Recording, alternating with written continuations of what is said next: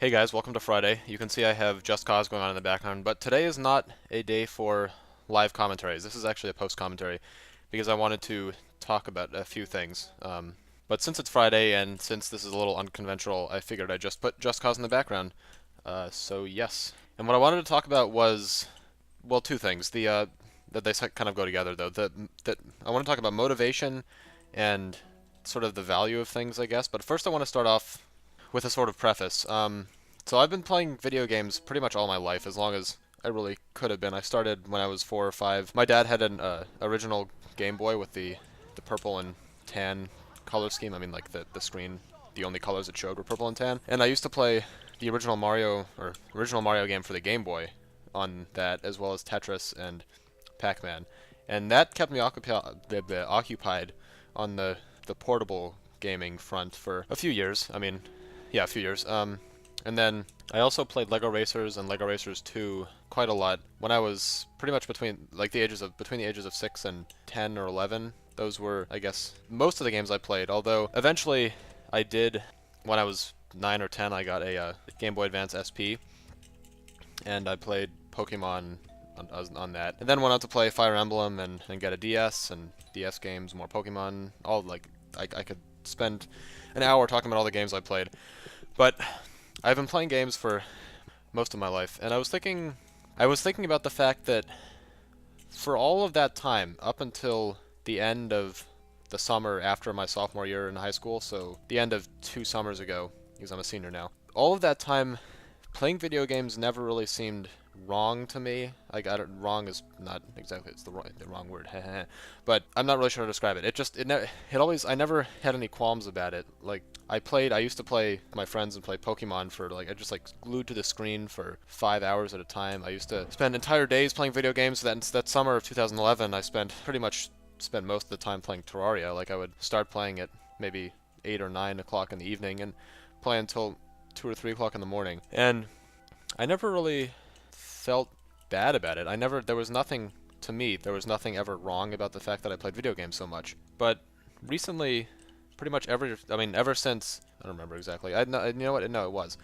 Ever since last winter break, the winter break of my winter break of my junior year, video games have just not, I just started feeling bad about it. I've started feeling like when I play video games, all I'm doing is wasting time. And I think it's mostly, or partially because, I don't know, as soon as the whole college process starts, it started for me, that winter break. As soon as it starts, you start having to think about the future. You start having to consider the results of the long-term results of your actions, and if what you're doing actually matters, and if what you're doing is really going to help you make or have a brighter future. And part of me just feels like, this is not even really right, but part of me just feels like whenever I play video games, all they are anymore is a waste of time. Like I don't really get the same kind of enjoyment, or I feel, it's not that I don't get the same amount of enjoyment out of them as I used to, it's just now I feel like when I do, it's all completely empty and vacant. Like there's no long-term value in it. And I don't know if, I don't know if I should say that the college process corrupted me, or if just that I was shown the real world, because being shown the real world is not, it had to happen eventually, so I guess that's not really it wouldn't really be a bad thing. But if I blame the college process for corrupting me and making me not want to play video games anymore, or not feel the same about playing video games anymore, then that's obviously a bad thing. But I don't know, you can think about it either way, but it just really made me wonder. It's also, you know what, the thing is, this whole thing about valuing the value of things, playing video games, it may also just be because I was sort of forced into this, or everyone is, not just me, but I was sort of forced, we're all sort of forced in this situation where we have to, we're forced to take everything into account, and take everything's effects on us into account in the college applications and all that. We sort of have to make everything we do worth it, and everything we do something we can brag about to everyone. And that's actually, I'm sort of having this revelation now because I haven't really thought about this before, but that's really kind of it, is that we have to have things that we can, everything has to be something we can brag about, because that's all what the whole application thing is. And you have to show off, and you can't brag about, you can brag about playing video games, but so many of the people you're going to be bragging to don't really care and don't really appreciate it. And I'm not saying that makes video games any less valuable, because they're obviously, it's a whole massive community now with, it's grown a lot thanks to YouTube and all of the YouTube gamers, but even other than that, video games are certainly an extremely important part of human existence now. But unfortunately that they're not to everyone, and they're still considered, it's like reading books, like you get a value out of that even though it's no more active than playing video games. But like, people see some sort of intense inherent value in reading books, and I mean, I do too. I don't disagree with them, but the problem is that there's this sort of societal thing, the societal mindset that video games are more of a waste of time than anything else. And obviously it's a little different if you have a YouTube channel and you have a lot of subscribers or whatever, and you actually make money from making YouTube videos and for gameplay.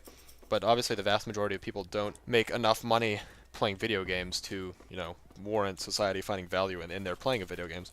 Anyway, going back to like my experience with video games now, is that it really just kind of sucks, because video games have always been my passion. I mean, not always. They obviously weren't my passion when I was like 5 years old, but I was still playing them then. And they've always been this sort of thing that I consider a very integral part of myself. It feels kind of weird now. Like, I feel like I'm kind of wayward now that part of me doesn't really see any value in playing video. Part of me is now considering the value in playing video games and seeing that it is potentially null or very small. Even though I love playing video games. That's why I wanted to say I love playing video games. I still find a lot of value in them. But the one thing is that the seed of doubt has been planted in my mind. That sounds very negative and pessimistic, but nevertheless, it is true. The seed of doubt has been planted in my mind that, or was planted, or I planted in my own mind, or the college process did, or whatever, that video games are not something that I should be spending all my time on. And I have one of my good friends, Isaac. He's never really played video games, but he went through a phase or period, I don't know. He used to watch YouTube videos a lot, like obsessively. Not obsessively, but like quite often, like I did for a while.